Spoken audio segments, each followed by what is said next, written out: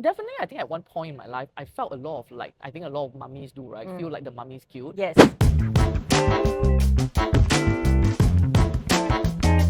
So, welcome to What's Up, the Prosperity Podcast, where we have business conversations for clarity, leverage, and growth. And today, I'm very excited to have Violet Lim from Lunch Actually. Thank you so much for Thanks joining for us. having me. So, Lunch Actually is not just merely about dating, too. It's about human connection, right? So, what is the deeper purpose that drives your work?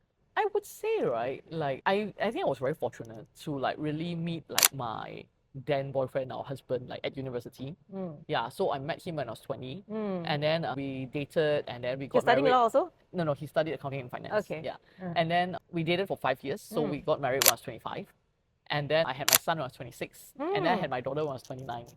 So, building the business, right? Yes, Wow. So I guess in a way, like before 30, right, like I kind of like, done already, like Yeah, now can yeah, close shop. Yeah, that's So fast. I think like, and then after being in the business, I kind of realized that actually finding someone is not so simple lah. I think like when I was young, I'm just kind of like, okay lah, I know it just happened, I don't think too much about it, Yeah, right? yeah. But I think like when, really being in the business and helping people find love, it's not so simple, It's like, yes, you might like this person, but this person might not like you back. Or like this person like you, but you might not like this person, right? So it's not as simple. So I guess in a way, I just feel very blessed that I met my husband at uni, and then like we started a business together, and then like we have 2 kids. So I think it's in a way it's like paying it forward. Yeah. So I want to see like how we can help others, like to find like the happiness that we found. And I think like at times like when I'm like, oh my goodness, why am I doing this, right? Then I will like look at like the successful couples lah. Yeah, and then also like the photos of like the LABs, lunch actually babies. Okay.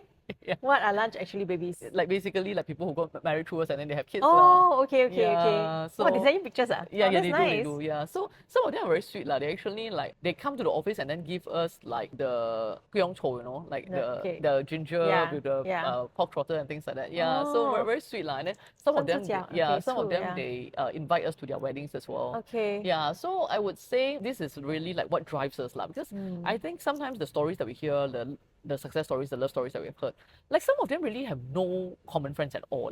Like, they add each other on Facebook or whatever. They right? don't see They don't have any- any mutual yeah. friends at all, which is very unusual, Yeah. like in Singapore, Yeah. right? So I guess like then it also shows us that if they have not met through us, like chances are they would not have met. Yes. Yeah. Yes. So I always say that, I don't think there are many businesses out there where you are not only making a difference in one person's life, but you're really making a difference in generations to come. Yeah, because That's if they true. have not met through us, right, they wouldn't have kids, they wouldn't have. Yes. Yes. Wow. Community building, impactful sort of business. Yes. Yeah. So, being a woman entrepreneur yourself, right? Yes. What are the challenges women entrepreneurs commonly face, especially in the beginning of their journey? I would say other than fundraising, like usually for women entrepreneurs is because we also play multiple roles. Yes. Yeah, and like for example, like just now earlier I was mentioning, like started the business, then I got married, and then I have kids. So in a way, like in 3 years, like my life completely changed. Then upside down. Yeah. Yeah. Yes. Yeah, but I think definitely, I think at one point in my life, I felt a lot of like, I think a lot of mummies do, right? Feel like the mummy's cute. Yes. Yeah, and Yeah. then like I just kind of like, oh, I'm not doing enough, or like I also remember like having friends who said to me like, they are like, oh, like my kids are closer to my helper, like and then you feel like, oh, very Yeah, I sad. understand, yeah. Yes, so I think as entrepreneurs, like again, work very, very long hours and then like travel a lot as well. Like so I remember like when we first started the business, okay, let me see. Like started the business when I was 24, and then like my son came along when I was 25, and then we expanded to Malaysia in 25.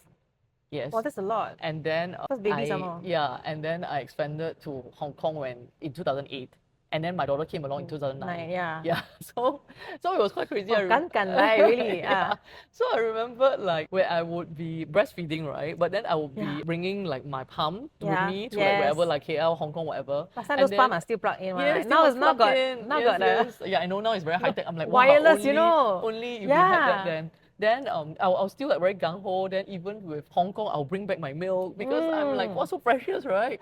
So I still remember the time the where my office is. Then just below us is a restaurant, and then they're very nice. Like they'll help me freeze it. Oh, yeah. And then after that, I'll like bring nice. it back and things like Yeah. that. So I think a lot of sacrifices in that Yeah. sense, like in terms of being away and having that guilt, like always feeling you're like not doing enough. Yeah, and I think with women entrepreneurs sometimes, I don't know, or maybe not just entrepreneurs, I think women sometimes, right, like we are not like guys, right? We are like guys, they are very happy to just claim credit for everything, I think. Like, I think for women, sometimes like we feel like really, like we have this imposter can meh? syndrome. Like that, like, Yeah, then we feel really like, no, meh? I didn't do that much. Yeah, lah, yeah, right? yeah. No, there was nothing, I'm sure, everybody can do it, like that sort of thing. So I feel that when I was starting out, I went through some of that, and I think being young as well, and yeah, lah, but I feel I learn, as time goes by, and then like also, I think the support that I've gotten definitely through my mentors. Yeah, I think that has been very, very helpful. I think my mentor, which I understand is your mentor as well, has been interviewed on the show. Yes, Claire. Yes, Hi, Claire. yeah. So I met her, I think a year after we started the business. Nice. Yeah, so she has been like really someone that really has given me a lot of, I would say, amazing advice lah. Yeah. Like be it on the business, be it on like being a parent, a young parent. So I have really learned a lot from her, and I think this is really part of the support system that has really helped me. Like, so really just getting help and insights from someone who has done it before. So that's also something that I always tell young entrepreneurs, like women entrepreneurs. I say it's like, it's very easy, like think about it this way. Like, you don't know anything, just ask. Yeah. Which I feel sometimes people are very reluctant to do so. I don't know why. Maybe they feel that, oh, like what if I'm wasting their time? Or like, maybe they think I'm very fun, like think I keep disturbing them and things like that. But I say it's like, okay, if they really feel that way, then they will let you know, or they will just not reply to you, right? But I say the truth of the matter is a lot of us, a lot of them, they have walked this journey, they know how difficult it is. And then as much as they can, like we all would love to just pay it forward, like rather than you make the same mistakes that we have done, right? Like, we would be happy to share. So I think that has really helped. And I think also having support from my husband as well. So I think I'm very thankful that my husband, he is very hands-on. Yeah. So from, day one, he has been a very hands-on dad. Like, he is there, like changing the diapers. He's there, like, I mean, I'm breastfeeding, so he can't help with the feed initially. But what he'll do is like, he'll just pick the baby up, put next to me. Yeah. So Yeah. things like that, right? So I think having that very hands-on dad, that has been very helpful as well. And I think one incredible support that I definitely am very, very thankful for is my helper. Yeah. So my helper has been with me for like 17 years. That's amazing. Yeah. That's amazing. Yeah. Yeah, so she came just a month before my daughter is born. So yeah, like she knows my daughter since she's a baby, and then like my son was like 2.5 then. Yeah. So she grew up with our family. Yeah. My kids grew up with her, right? So like she's like kind of this second mom. Like I always say she's like my third pair of hands. Yeah. So I think as a women entrepreneur, I think first and foremost to just kind of like take a step back and know that what you are trying to accomplish is not easy. Yes. And I think the other part of it is like the challenge for us is also like there are a lot of expectations of the roles that we play. Like I joke with my husband, I say if for whatever reason like I'm gone or I'm not here, right, then you only realize how much I do.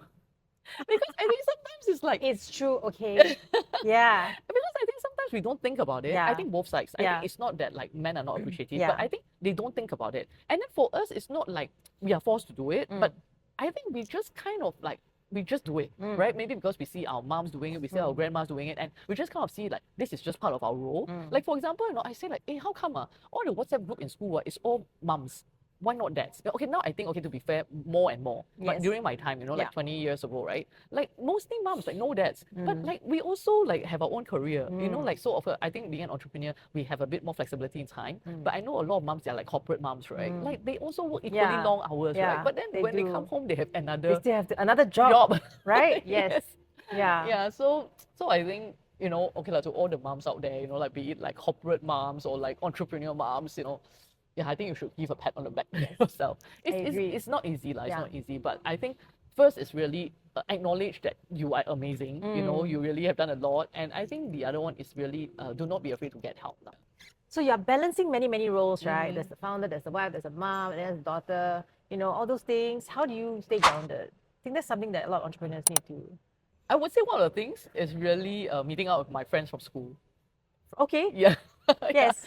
I do that too. Yeah. Yes. I feel it's like that's kind of like the earliest version of myself. Yes. Like I feel. Yeah. Like they know you like just from Yeah, then. Exactly, Yeah. exactly. So it's like, they don't know me as the entrepreneur Yeah, or yeah, like yeah, whatever, yeah. right? Like they just kind of know me like, okay, this girl, like, like we knew each other from like 13, Yeah. And yeah, so I think that's one of the ways, like Yeah. really like, just end up like talking about different things and then just ranting or just like laughing. Yeah. So I think that's one. And another thing that I do right now that I feel helps me to just kind of like get away from it all and just like kind of focus on myself is I do dog agility. Yes. Yeah.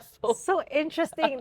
This hobby of hers. Yes. Yeah. So again, it's I don't know, like serendipity or something. Like I was actually afraid of dogs. Like growing up, I'm very, very scared of dogs. You know, I'm scared they're going to bite me or Oh my things like that, goodness. right? Yeah, but then because like my daughter, like, you know, she was going through some anxiety and things like that, and then we felt like getting her a pet would help with that. So that was how we got our first, you know, family dog, right? So I think from there, like I grew in my confidence, you know, with handling dogs. Yeah. Yeah. So, but anyway, with that, then we decided to find like maybe different ways for her to bond with her dog. And one of which was like we say, hey, you know, let's sign up for some agility classes, of which she went for 2 classes, but there's 8 more. And then she's like, no, I'm done, you know, I don't think this is for me. So I'm like, okay, like, don't waste it, right? Might as well I do it. And Wow, then and then I finished that 8 classes and I fell in love with those swans. Yeah. So but anyway, like this is something that I do I would say very regularly lah, and it really helps me to, I think, you know, focus on myself, like focus on like staying fit as well. So like I decided to lose weight not because, you know, like I want to look good, but because I want to run faster for my dog. Yeah. because my dog is very fast, and I'm like, if I'm like 10 kg, you know, like lesser, maybe can run faster. So that was kind of like my motivation. So then how has your definition of success changed, you know, over the years? I think definitely it has changed. I think like when I started like the business, or like, you know, when I started working, I think that time it's still very, you know, like about, okay, you know, like having like a nice handbag, having like a nice car, like, or like, you know, maybe, you know, buying like your first nice condo or something like that, right? I think those were like maybe some of the matrix that I started off with. But I think as time goes by, like it has changed a lot. Yeah. I would say I have maybe some, I don't know, like mini brushes, you know, with death, like along the way because wow. of like my health condition. The last one I had was really scary. Like I suddenly have this very sharp pain, Oh and then like my. I ended up like in A&E, and then subsequently had this operation, and then they removed like a part of my intestines, which was already like turning black. Oh so no, wow. so that was very scary. Like it was totally like something that did not know what's happening at all, right? So like subsequently, like my friend who's a doctor said like that was actually very dangerous, right? Yeah. Because if you didn't know that, like if you know that burst or something, Yeah. a lot of bad things can happen. Yeah. So I think like along the way, like building the business, like of course the business has been many ups and downs, and also like, you know, all these like sort of near death experiences. I think it has just occurred to me that success is not really about the very superficial or more materialistic things lah.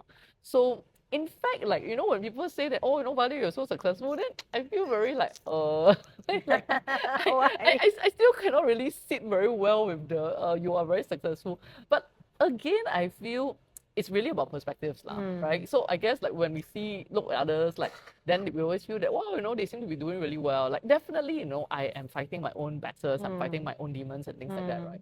But I feel right now, like success to me lah, or so called like happiness, like to me, I think it's really being contented with what I have. Yeah. Or would you say the same thing to your younger self? Actually, I grew up like having a lot of inferiority complex. Yeah. I feel not pretty. Then I feel like all my friends are very pretty. Then I feel like I'm very overweight. So I think at one point, right, actually I was quite resentful because I Okay. feel like, you know, actually it's not my fault, right? Like I didn't like choose to be like born this way, ma. Like, you know, like people who are born like prettier, it's also not as if they work for it, right? You know, so I was a bit resentful, honestly. Yeah, Like, yeah, I okay. just kind of like, why is it like that? But Yeah. I think subsequently I snapped out of it. Yeah, and then I was kind of like, hey, it's okay lah. There's no point like focusing on something I can't change, right? So I might as well focus on something that I can change. So I think since then I invested a lot in improving myself. Okay. Yeah. So like for example, public speaking, like Okay. taking on leadership roles, and I think all of these things that I subsequently do really helped me in my career. Yeah. So for example, I remember when I was in city, like I was one of the MAs that I would say present well because you know of all the different things that I've done in the past. So what I would say to my younger self is that, you know, things would work out better lah. Because I think there was a point where I just felt like, oh, I need to try so much harder. Then I felt like so small, or I feel so unloved. Okay. Yeah. So I think also maybe to young ladies, you know, like, or young girls out there listening to this, I think we all go through that lah. Yeah. Yeah. I think sometimes, you know, like they might feel that it's just me, but I think honestly, probably a lot of us go through that. Like some of us like mask it better than others. Yeah, but you're not alone. Yeah. Yeah, and yeah, focus on things that you can work on and you can change, and don't be too Hard on yourself. hard on yourself. Yeah, for Yeah. sure. Yeah. Yeah.